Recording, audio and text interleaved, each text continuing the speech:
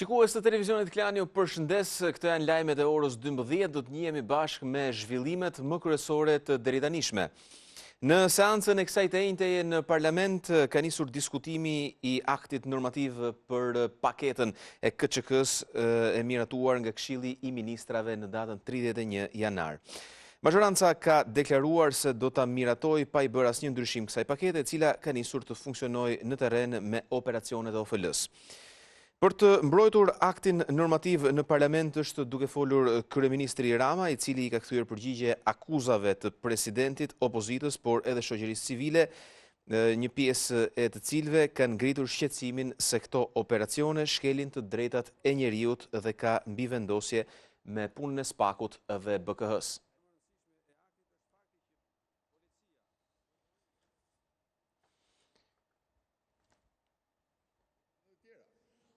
Do të ndjekim kështu në vijim një pjesë nga fjala e kryeministrit Rama, i cili po flet në këtë moment pikërisht për këtë paketë.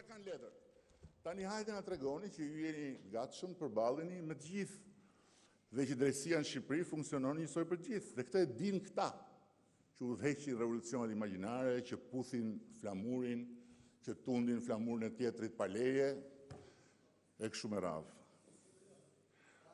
Por është e vërtet, reforma në drejtësi, paketa anti-KÇK, lufta e pa precedent kundër pasurive të krimit, lufta e pa precedent kundër organizatës kriminale brenda sistemit drejtësisë, të gjykatësve dhe prokurorëve, që s'kan kaluar vetingun, është fytyra e kësaj qeverie, është të vërtet. 100%. Këtu djali kishte 100% drejt. Kjo është fytyra e kësaj qeverie. Fiks. Dhe mos u bëni qesharak kur thoni shi i çuan letrat këtij, ky është i këtij, i jemi domethënë. Ky tjetri është i asaj, ky tjetri është i kësaj. Po ne këtë ditë kemi pritur. Ky vend këtë ditë ka pritur që i kujt do qoftë dhe nga do ardh ky ai ajo, kur vjen puna e ligji, aty ndahemi. Edhe sikur të gjitha këto të ishin vërteta. Si që kemi ne kaq të lidhur dhe kaq zhytur, kur ne shkokemi dhe kapkemi edhe çokemi dhe shkelkemi të drejtat njerëzore të atyre që qenë kanë tanë. Dhe tani na dolet ju, gjithë që po mbroni ata që janë tanët. Po është vërtet, ju i doni jashtë ata. Ju ata i doni jashtë. Ju ata i doni të patrazuar. Që natën, kush ka punë me ta, i bën ditën na sulmoni ne për ta, që ka 30 vjetë bëhet politikë me krimin. Të bësh politikë me krimin, e thonë të gjithë, do të thotë të mbështetësh krimin. Është shumë e thjeshtë.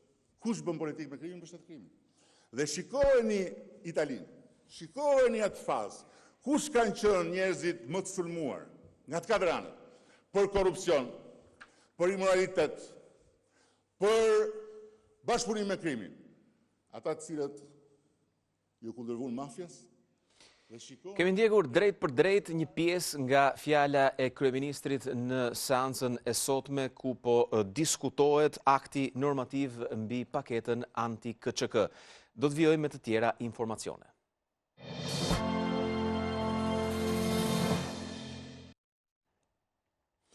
Do të flasim tani për intoksikimin e 58 nxënësve dhe 2 mësuesve të gjimnazit Janaq Kilica në Fier, që ka ardhur si pasojë e hedhjes së një sprajti me lëndë gazi në ambientet e brendshme të shkollës. Në këtë përfundim ka dalë policia, që tashmë ka nisur procedimin penal për 2 nxënës 15 vjeçar të shkollës. Të miturit akuzohen për ndotje të ajrit dhe prishje të qetësisë publike. Nxënësit kanë dalë nga spitali dhe tashmë janë në gjendje shumë të mirë shëndetësore. Mësimi rinisi normalisht edhe sot, por situata në shkollë është ende tensionuar. Kjo u pa edhe në momentin kur një tjetër nxënës u ndjek keq dhe u mor me ambulancë nga gjimnazi për të dërguar në spitalin e Fierit. Shkak mendohet të jetë bërë ankthi i vajzës, një fakt që ka alarmuar sërish prindërit.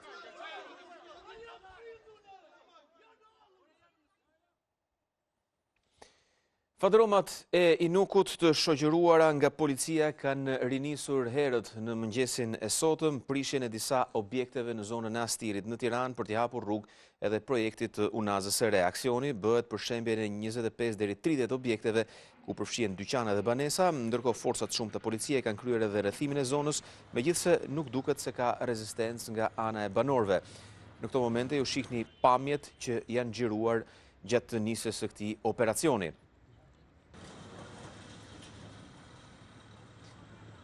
Trafiku është devijuar nga policia përgjatë gjithë unazës së re, nga rrethrotullimi i Astirit deri tek Shqiponja.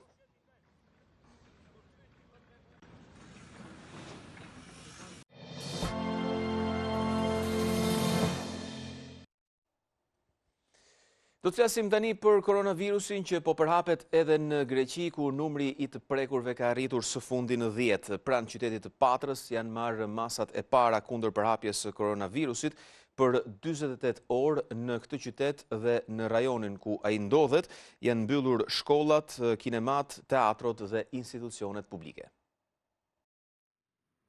Ashtu si në pjesën më të madhe të Europës, koronavirusi po përhapet edhe në Greqi. Autoritetet greke konfirmuan gjatë 24 orëve të fundit rastin e 10 të infektimit me koronavirus. Rasti më i fundit është ai një gruaje që muajin e kaluar ishte kthyer në Greqi me avion pasi kishte vizituar Izraelin. Ajo është futur në izolim në spitalin e Patrës. Në këtë qytet dhe gjithë rajonin e Akajës janë vendosur edhe masat e para të ashpra nga koronavirusi, ku mbyllën shkollat dhe institucionet e tjera publike si kinemat, teatrot, hapësirat sportive dhe sitet arkeologjike. Këto masa do të qëndrojnë në fuqi për të paktën 48 orë. Në të njëjtin spital po kurohet edhe një 65 vjeçar i cili po ashtu u konfirmua më herët si infektuar nga koronavirusi. Të dy rastet kanë lidhje me njëri tjetrin pasi kishin udhëtuar me të njëjtin avion. 10 persona të tjerë që kanë pasur kontakte me këta persona po u nështrohen analizave ndërsa po disinfektohen ambientet e vizituara për tyre. Zëdhënësi i Ministrisë Greke të Shëndetësisë, Sotiris Tsidora, tha se masat ngjashme si në Patra janë marrë edhe në ishullin e Zakinthosit, ndërsa qytetarët janë këshilluar të ndjekin të gjitha udhëzimet e autoriteteve shëndetësore për masat parandaluese kundër përhapjes së koronavirusit.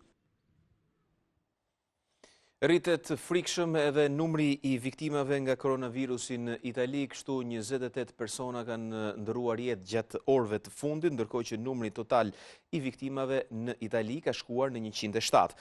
Autoritetet kanë vendosur edhe mbylljen e shkollave dhe universiteteve të paktën deri më 15 mars. Koronavirusi në Itali po përhapet me ritme të shpejta. Autoritetet shëndetësore thanë se numri i viktimave arriti në 107, pjesa dërmuese e cilëve të moshuar. Bilancit janë shtuar 28 të vdekur gjatë 24 orëve të fundit, ndërsa numri i infektuarve arriti në 3089. Qeveria italiane njoftoi shpërsimin e masave kundër virusit të rrezikshëm. Shkollat do të mbyllen në të gjithë vendin dhe jo vetëm në zonat me numër të lartë të prekurish, po ashtu edhe universitetet. Institucionet arsimore do të qëndrojnë të mbyllura minimalisht deri më 15 mars. Deri më tani janë 10 qyteza në karantinë në veri të vendit, por me rritjen e numrit të infektimeve, autoritetet po shqyrtojnë mundësinë e shtimit të tyre. Për mjekun italian Roberto Burioni, duhet bërë kujdes me përpjekjet për të qetësuar opinionin publik.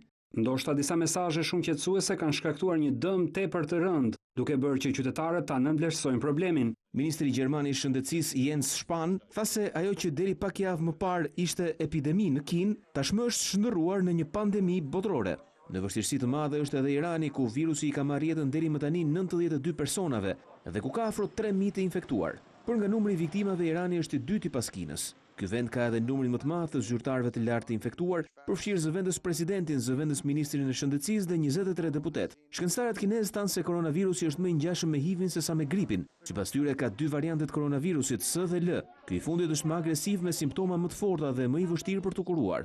Dhe deri më sot ka pasur përhapjen më të madhe. Numri i viktimave në të gjithë botën ka arritur në mbi 3200 dhe më shumë se 94000 janë të infektuar.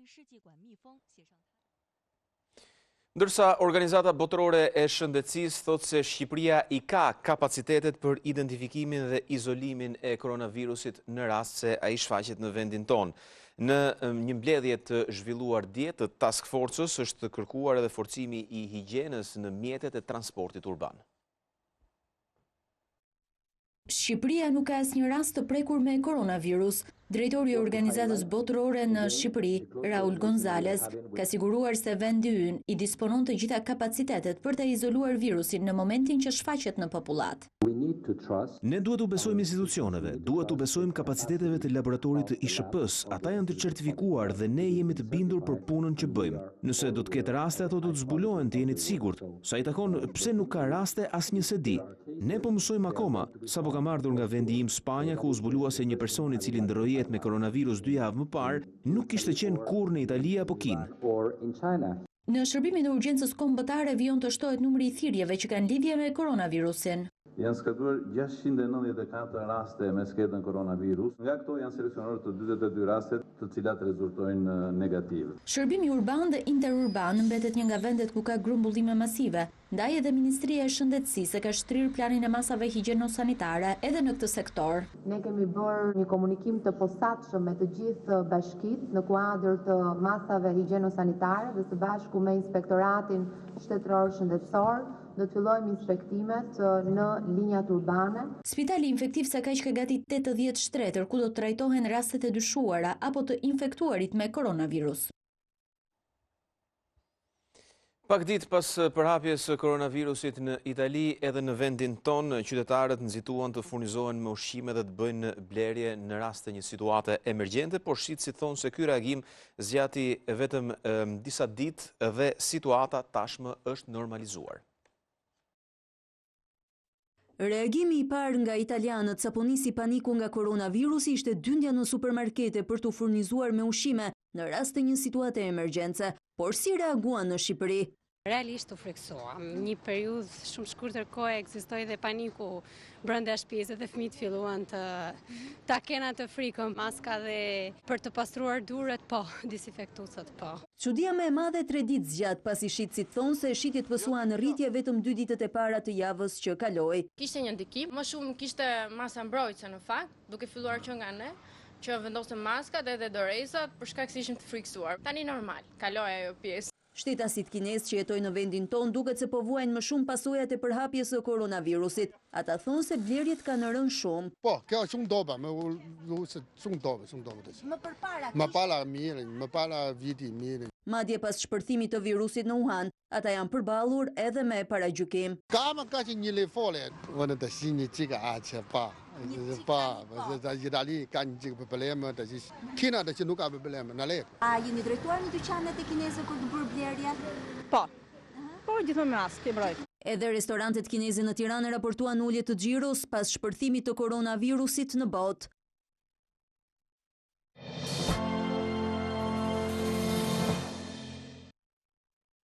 Flasim tani për të tjera zhvillime, kështu për të koordinuar sa më mirë donacionet dhe për një proces sa më transparent në Komitetin Shtetëror të Rindërtimit do të marrin pjesë edhe ambasadorët e vendeve donatore, por Kryeministri Rama i kërkon Bashkimit Evropian që t'i përshpejtojë procedurat. Për të dëshmuar se çdo qindarke e taksapagusëve të huaj dhe atyre shqiptar do të shkojnë për rindërtimin dhe s'do të ketë asnjë abuzim. Nga kjo javë, pjesë e Komitetit Shtetëror të Rindërtimit do të jenë dhe ambasadorët, vendet e të cilëve renditen tek donatorët më të mëdhenj. Kryeministri në mbledhjen e kësaj të mërkure kërkoi koordinim mes tyre që të adresohen fondet aty ku ka më shumë nevojë, pasi shumë prej donatorëve kanë vendosur vetë sektorin ku duan të përqendrohen. Këto gjëra të bëhen bashk, pasi nëse do të llogarisim kontributet që janë premtuar për shkolla, janë më shumë se ç'kemi nevojë, dhe në të njëjtën kohë duhet të sigurohemi që pjesa tjetër të shkojë diku tjetër, por për këtë është e rëndësishme të vendosim të gjithë bashk. Nëse qeveria do thoshte që t'i çojmë këto në një sektor tjetër dhe ju mos të ishit në këtë tryezë, reagimi i parë do të ishte dyshimi. Por kjo jo vetëm kur vendoset çfarë do të bëhet, por edhe për mënyrën se si do të bëhet kjo, duhet të jemi bashk. Për Ramën në këtë proces ajo që ka rëndësi primare është shpejtësia, që njerëzit të kthehen sa më parë në strehat e tyre. Dhe këtu, jo pa ironi, nënvizon procedurat e tej zgjatura që ka Bashkimi Evropian, përfshirë këtu edhe integrimin. Ne kemi qenë të përgatitur për ditë të tilla të mëdha dhe në të shkuarën jemi veshur dhe krekosur në tryezë duke treguar më të mirën tonë, por ju nuk erdhët dhe na la të presim. Shpresoj të mos ndodhë kështu sepse kësaj radhe dasma do të thirret nga ju. Por ambasadori Soreka ka parë si sfidë deklaratën e kryeministrit dhe informon se javën e ardhshme do të lëvrohet fondi prej 15 milion eurosh, ndërsa brenda 3 javëve do të mlidhen në Bruksel për të qartësuar procedurat dhe afatet. Ju po na sfidoni si Bashkimi Evropian dhe na pëlqen kjo gjë. Po ka afate kohore që duhen realizuar, megjithatë ne punojmë ditë e natë për të siguruar që gjërat të funksionojnë. Ministri Arben Ameta, i cili prezantoi projektin e rindërtimit përpara donatorëve, garantoi për transparencë. Prokurimi do jetë me procedurë të shpejtë pasi transparenca, shpejtësia dhe efikasiteti janë shtyllat. Nuk do të ketë asnjë prokurim të drejtë për drejtë, por do të jetë prokurimi i hapur ndërkombëtar. Sipas qeverisë, 4.000 shtëpitë e para do të ndërtohen brenda aktiviti.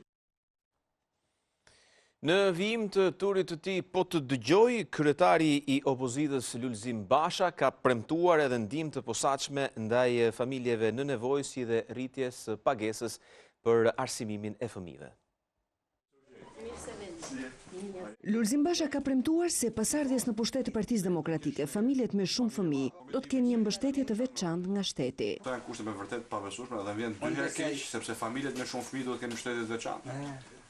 Ku do në botë kam, se shteti që s'kujdeset për fëmijët është i baba i keq që s'do më ditë për familjen. Në vijim të turit po të dëgjoj në familjen e një kryefamiljari, babai 8 fëmijëve. Kreu i opozitës tha se në programin e demokratëve një zë të veçantë zëdhe mbështetje ndaj arsimit të lartë. S'ka për ngel bir dhe bi shqiptari pa studiu për shkak të pamundësive ekonomike. I ka Shqipëria mundësitë. Ato lekë që i marrin një grush njerëzish, me ja dhënë njerëzve që janë nevojë. Sepse ju e keni bërë sakrificë me 8 fëmijë. Tashi do t'ju përgjigjet shteti. Sipas Bashës, programi i Partisë Demokratike siguron një dinjitoze dhe ndihmë të posaçme të kujdesit social, ku përfshihen pagesat e dritave dhe të ujit nga shteti për familjet me ndihmë ekonomike, si dhe rritja e pagesës e garanci për arsimimin e fëmijëve. Ka qenë ky informacioni i fundit për këtë edicion Lajmesh. Bashkë mirupafshim.